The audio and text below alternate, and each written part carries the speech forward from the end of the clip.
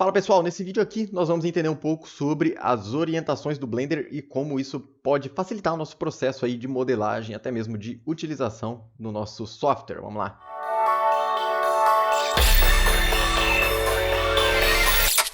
Então aqui eu tenho esse objeto aqui, eu coloquei isso aqui nos eixos, tá? Deixa eu até ligar o eixo Z, só para vocês entenderem como que vai funcionar, tá? A gente tem essa aba aqui de orientação do nosso objeto, que isso vai facilitar a gente fazer algumas tarefas ao poder mover o nosso objeto, rotacionar e etc. Por padrão, ele vem no global. O que é o global? O global é basicamente no canto superior direito que vocês podem ver os eixos globais do Blender, tá?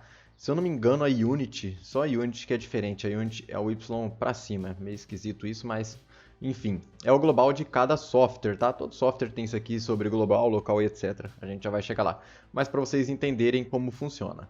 O nosso global por padrão, ele vem o eixo aqui, né? E você consegue mover normal, ó. O Y tá pro lado do Y, que é o verde, o X pro lado do X, que é o vermelho, e o Z pro lado do Z, que é o azulzinho aqui, tá? Então isso é o global. A gente consegue rotacionar, escalonar, travando tudo nesses eixos, tá? Se a gente abrir aqui a aba, a gente tem mais opções. Uma opção que eu uso muito, inclusive, é o local. Por quê? Por exemplo, eu venho, movo aqui, rotaciono esse cara aqui, ó. Tá vendo que o meu eixo rotacionou em sentido que tá o meu objeto? Cara, deixa eu tirar esse Z que é muito ruim de ver com ele. Tá vendo que ele rotacionou em sentido ao meu objeto? Por exemplo, se agora eu quero mover... Cara, eu te amo, NVIDIA RTX, que o vizinho tá fazendo obra e ninguém tá ouvindo, Deus.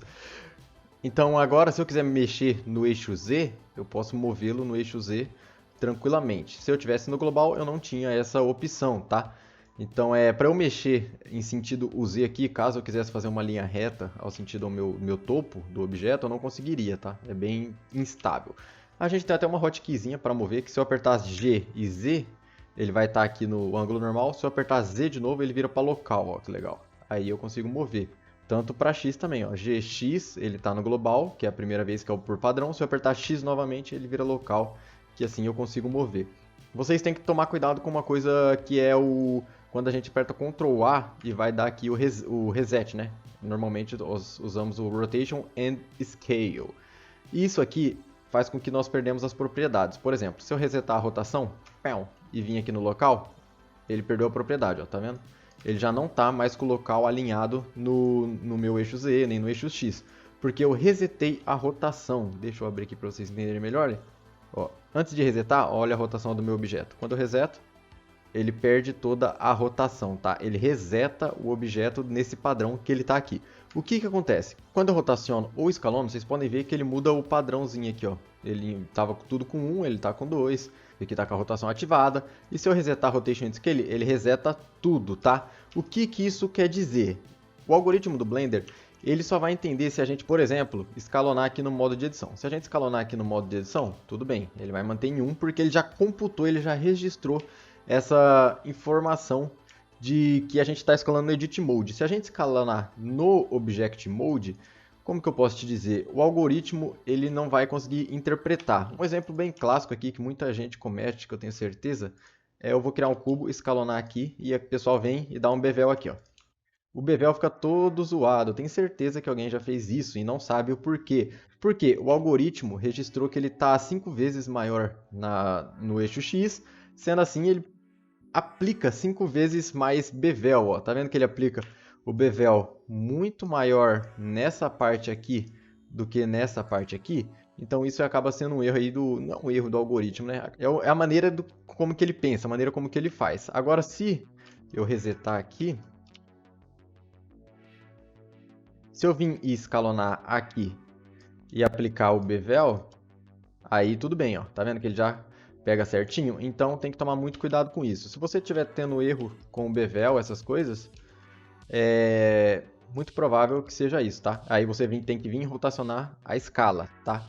Repara sempre aqui, puxa sempre esse menuzinho para ver o que se perdeu aqui, tá? Mas também você tem que tomar muito cuidado. Por exemplo, uma das últimas coisas que eu faço é resetar a rotação de algum objeto que eu quero colocar na superfície. Vamos supor lá que eu quero pegar esse objeto aqui na superfície. Eu vou usar o Snap aqui agora, mas eu vou explicar sobre o Snap em breve.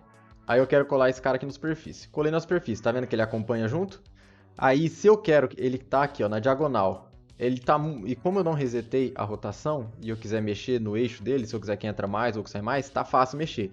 Por isso que a rotação é a última coisa que eu reseto. Se eu resetar a rotação agora, eu perdi aquele local, tá vendo? Eu já não consigo mais achar o ponto que eu tava, o eixo que eu tava certinho, de acordo com a superfície do meu objeto, tá? Então tem que ficar muito atento a isso. E isso influencia em diversas coisas, como por exemplo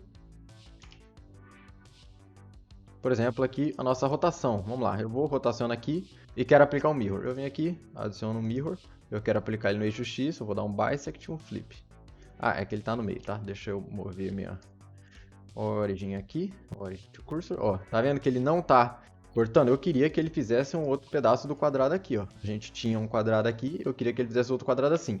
Só que ele não tá funcionando porque ele rotacionou e ele tá no eixo do objeto. Então, para eu resolver esse problema, aí sim eu aplico a rotação. Vou tirar o flip e ele fez do lado certo, tá? Então aqui, se eu tirar o flip, ó, ele não computou isso. Então eu reseto a rotação. Se eu voltar aqui não dá, eu tenho que realmente apertar Ctrl A, Reset Rotation, aí ele volta para cá, certo? E esses assim são alguns erros dos mais principais que acontecem quando a gente não rotaciona. Mas como eu disse, é sempre ficar bem atento, ver, planejar o que você vai fazer. Aí sim, você vê de acordo se vai rotacionar ou não o objeto, resetar ou não. Por exemplo, como eu disse, o local, quando eu colo em alguma superfície, é a última coisa que eu faço é resetar a minha rotação, para não perder isso aqui, tá? Porque eu quero ter o controle do topo do meu objeto, das laterais. E o mesmo funciona para escalonar. Se eu escalonar aqui, ó, ele vai escalonar tudo no eixo, certo? Então eu vou resetar aqui, ó, voltar ele na posição, Alt G e Alt R, ele volta tudo na minha posição original. Que ele mesmo já rotaciona tudo. E a gente tem também aqui um normal, tá? Esse normal eu uso muito quando eu tô no edit mode. Esse normal, como você pode ver, ele já mostra a normal da face. Então, como eu vou habilitar aqui para vocês verem a normal da face, ó, tá vendo? Esses pontinhos azuis aqui. Vou aumentar ele, ó. Isso é a normal de uma face, é a direção que ela está apontada, é onde ela recebe informações de luz, de material, enfim, de todas as outras coisas. Se eu quebrar ela aqui, ó, você vê que ele cria mais uma, ó, cria várias. Então, isso é a normal da face. Eu uso muito, muito, muito mesmo, mas eu não uso por aqui, eu uso pelo Shrink and Flatten, que é a mesma coisa, só que ele move, aperta aqui Alt S, ele move em sentido da minha face, ó. Então, se eu quiser mover, por exemplo, essa face aqui, quero extrudar, eu extrudo. Se eu quiser mover Alt S, eu movo pela face, certo? Então a normal é pela face. Mas aqui, basicamente, é a mesma coisa já o Shrink and Flatten, que essa ferramentinha aqui, que funciona legal também. Eu expliquei sobre ela no vídeo das ferramentas, eu vou deixar o link aí em cima. Então pela face, basicamente, é muito mais usável aqui quando, por exemplo, em esferas. Olha lá, nossa, deixa eu até diminuir aqui que agora deu uma zoadinha, diminui. Então, aqui ó, por exemplo, se eu quero mexer só essa face, eu posso usar aqui também o nosso Proportional Engine, que ele vai mover essa parte, e ele vai mover sempre em direção à face, sempre aonde minha face está apontando, é muito útil isso aqui. A gente tem também aqui o Gimbal. O Gimbal, particularmente, eu nunca usei, mas eu dei uma estudadinha aqui. Ele é basicamente, como que eu posso explicar, tem até um desenho aqui. Ele basicamente move tudo no mesmo eixo, mas separadamente. Isso aqui é um gimbal, tá? Eles estão movendo todos para o mesmo eixo, mas separadamente. Eu acho que funciona assim, mas para a galera que quer fazer alguma animação, tem um nome de uma parada assim de sistema solar que faz algo semelhante, eu esqueci o nome desse negócio. Mas o gimbal deve servir para esses casos aqui. Eu particularmente nunca usei para modelar nem texturizar. A gente tem também aqui o nosso View, também que é bem legal. O View eu uso. Só que o View também ele tem um atalhozinho que, como você pode ver, o View ele acompanha a minha vista. Você está vendo aqui que o pivô ele está acompanhando a minha vista. Ó. Então o Y vai estar sempre apontado para cima, o X sempre para o lado. O Z a gente não tem informação porque ele está de trás, né, em direção à profundidade. E assim eu não tenho a informação dele, porque isso está relacionado à minha vista da câmera. Ó. Independente de onde que eu vou olhar, ele vai estar sempre da mesma forma. Mas o nosso atalhozinho é a mesma coisa que eu pegar aqui na parte branca. Ó. Se eu pegar na parte branca, ele vai estar movendo pelo nosso view. A gente tem aqui, deixa eu afastar mais para vocês verem melhor. A gente tem aqui o eixo Y, o eixo X e o eixo Z. E a gente tem também essa bolinha aqui no centro. Ó.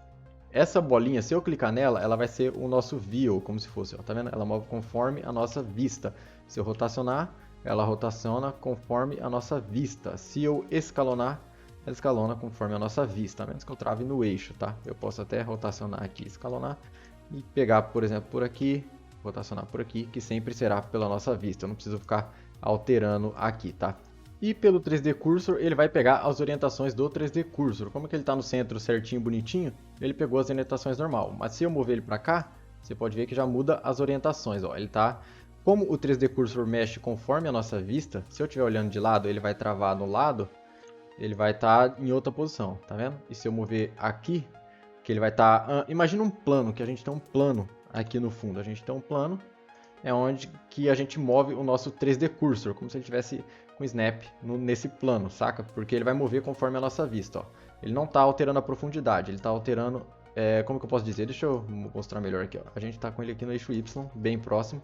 Se eu mover ele aqui de lado, ele ainda vai continuar no nosso eixo Y, tá? Porque ele está movendo em dois eixos em sentido à nossa câmera. Agora, se eu mover aqui, ele vai ficar mais ou menos nessa linha aqui, tá? Nessa linha.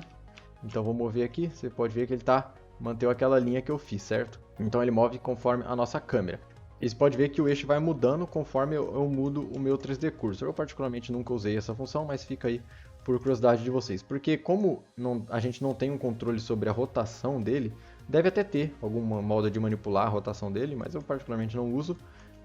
A gente consegue pegar as orientações baseadas no nosso 3D Cursor, tá? Eu uso muito mesmo o local, o normal e o view para modelar, mas como eu mostrei, todos têm alguma hotkey. Por exemplo, o view é aqui, o normal é o Alt S e o local é o apertar duas vezes. Se eu apertar aqui GXX, ele vai pelo local, beleza? Então é isso aí, esse aqui é alguns modos de orientação do Blender que pode te auxiliar, né, no processo de modelagem e como manipulação de objeto, fechou? Então eu espero que tenham gostado e vejo vocês no próximo vídeo. Valeu!